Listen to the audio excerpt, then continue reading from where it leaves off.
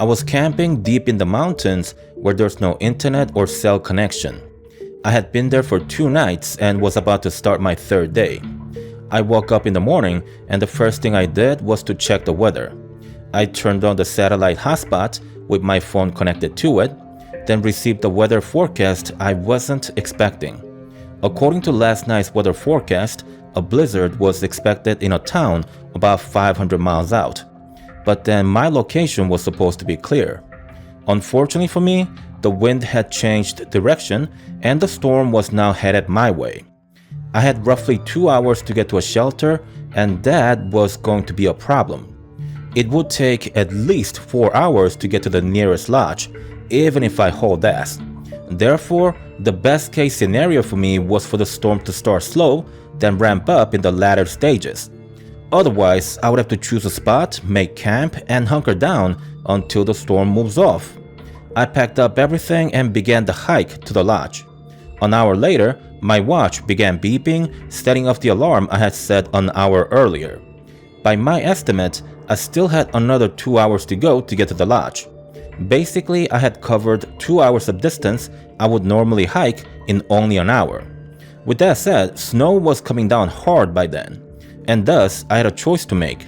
I could continue the hike with the understanding that the snow accumulation would slow me down dramatically. The other choice was to stay, but the blizzards around here are no joke. With a little bit of bad luck, I could end up in an ice cube. I was in a bad situation and there really wasn't a right choice per se. Hence, I decided to test my luck by continuing the hike. An hour later, I had barely made any headway. The snow was accumulating so fast and progress was painfully slow. If I had to guess, I'd say 6 inches an hour is a good bet. I had to make a shelter somehow and hunker down. I was exhausted, and besides, I wasn't getting anywhere with the snow nearly up to my waist. I chose a spot under a large tree, then began shoveling the snow surrounding the area. After the ground had been cleared of snow, I set up the tent and went inside to get some much needed rest. I had to step out of the tent every half hour to clear the snow. Otherwise, either the tent would cave in from the weight of the snow, or the entrance would be completely blocked off with the snow accumulating so fast. 2 hours later, the snowfall had slowed down quite a lot, but the wind had picked up dramatically. The snow surrounding the tent blocked off most of the wind. That part was okay, but the problem was the amount of snow that was being blown on top of the tent and as well as the entrance of it. For a while there, I was tempted to make a makeshift snowshoe and try to make my way toward the lodge. But my better senses soon came back and I came to a realization that heading out in that weather was a near suicide. I had spent the entire day shoveling snow to stay alive. I was cold, tired, and scared. I didn't know how much longer I could go on like that. As foolish as it may sound, it had taken me that long to swallow my pride and call for help. I opened my bag to grab the satellite hotspot, but what a luck, it was gone. I must have left the zipper slightly open when I tried to get the goggles during the blizzard. The hotspot must have slipped out. There was no way to call for help. Spending the night in the tent in that weather was painful, and I mean that literally. First, the extremities started tingling. Then it felt a little numb, to eventually pain began setting in. I tried my best to warm up my toes and fingers. That helped with the pain, but the numbness didn't go away. I fired up the tiny cooking stove every now and then, but it didn't help much, to be honest. Making fire outside was impossible due to the wind, so I really had no choice but to stay as warm as I could in the tent. As I lay there, I could feel my heart beating at a much faster rate than usual. I was that tired and so sleepy. I tried not to fall asleep, but at some point during the night, I just gave in and allowed my eyes to shut. I was in a hospital when I came to. I felt so relieved and thankful, but unfortunately, I was soon overcome with sadness and misery. I was missing 5 fingers, a foot, the rest of my toes on the still intact foot.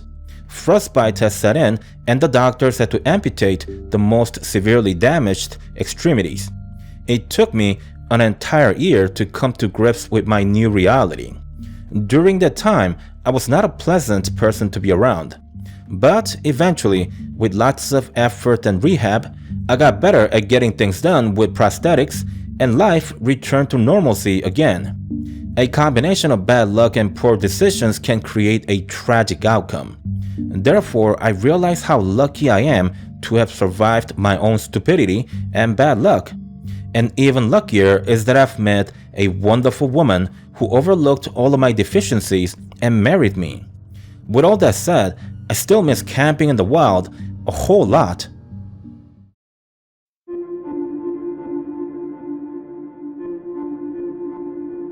This happened 24 years ago when I was still a young man. I was unemployed at the time, but I did make a little bit of money by making deliveries. Mr. Wilson, a gentleman I had met at my old job, has some type of a lab in the middle of nowhere.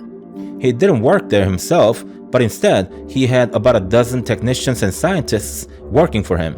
So I would drive up there a couple of times a month to deliver mail, equipment, food, and anything else they requested. Mr. Wilson paid good money and he kept me afloat during my 6-month unemployment. I remember it to be on a Sunday when Mr. Wilson called me and asked if I could make an emergency delivery. A blizzard was expected on that day, and I tried to convince him that it'd be safer for me and the package to make the delivery a day or two later. He didn't budge. He had pretty much threatened me that he'd look for someone else, and that was that. I had to take the job. I quickly got ready, picked up the package from Mr. Wilson, and was on the road within an hour of his call. 3 hours into the drive, all I could see through the windows were white snow. I could barely see a meter in front of me, and things were getting hairy out there. The road felt mushier by the minute, and my 4x4 was struggling for traction. I was going to park my vehicle and wait out the blizzard by the side of the road, but I didn't have to. I got stuck in the snow, and I wasn't getting anywhere anytime soon. I was worried there for a second that I could be rear-ended by another car, but then if my 4x4 couldn't move an inch, there was little to no chance of other vehicles speeding in that condition. It had been 3 hours since I got stuck in the snow. The blizzard was still at full strength, and I was just waiting it out, when out of nowhere someone started banging on the passenger side window. I didn't know what to do at first. I should probably let this person in, but then I had no idea who this person is. Still, I couldn't let the person freeze to death outside, so I reluctantly opened the door for the stranger. The person was a he, and he thanked me as soon as he got inside the vehicle. He rubbed his hands together and groaned for about half a minute before he looked at me and said, "Wow, I'm so lucky to have found you." He took a deep breath and continued, "My car got stuck in the snow about half a mile up from here. I was fine for a while, but then the engine died on me sometime later. I didn't want to freeze to death, and that's why I was searching for other vehicles that might be stuck like mine. I was about to lose hope when I found you." He thanked me again and told me that his name's Peter. We spoke for about 10 minutes before running out of things to talk about. We just stared at the snow outside before both of us fell asleep from the boredom. I woke up sometime later and the storm had dissipated by then. Strangely though, my passenger was gone. Rude, I thought, but whatever, I got places to be and money to make. I stepped out of the vehicle to clear the snow when a police vehicle pulled up right next to me. An officer stepped out and asked me if I was okay. I told him yes, and he responded, "That's good to know. Consider yourself lucky. A gentleman in a car up ahead died from carbon monoxide poisoning. His tailpipe was blocked off by the snow buildup, and he had no idea he was sitting in a gas chamber. Poor guy." He left after that to check on other vehicles down the road. As for me, I shoveled my vehicle free and began traveling up the road. About half a mile up, I saw another police vehicle, a van, and 2 police officers outside having a conversation. I stopped, got out, then asked the officers, "Can I help you with anything, officers?" And one of the officers answered, "I wouldn't mind a cigarette if you can spare one."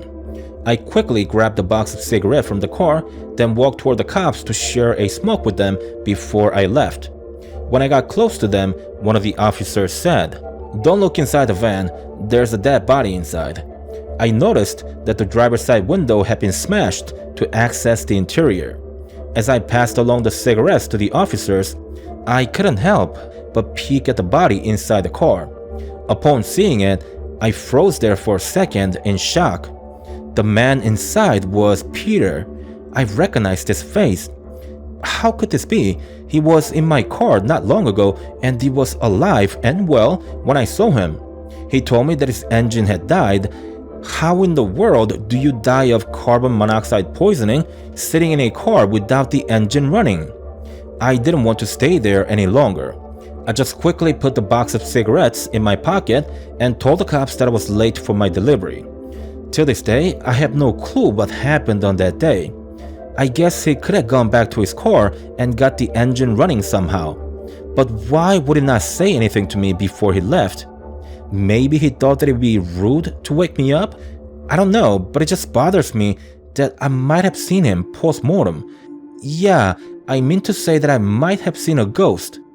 It still freaks me out to recall that day. I work as a full-time trucker now, and it was probably a bad idea for me to write this story down. Now I've got to drive at nights thinking about the incident again. Why do I do this to myself?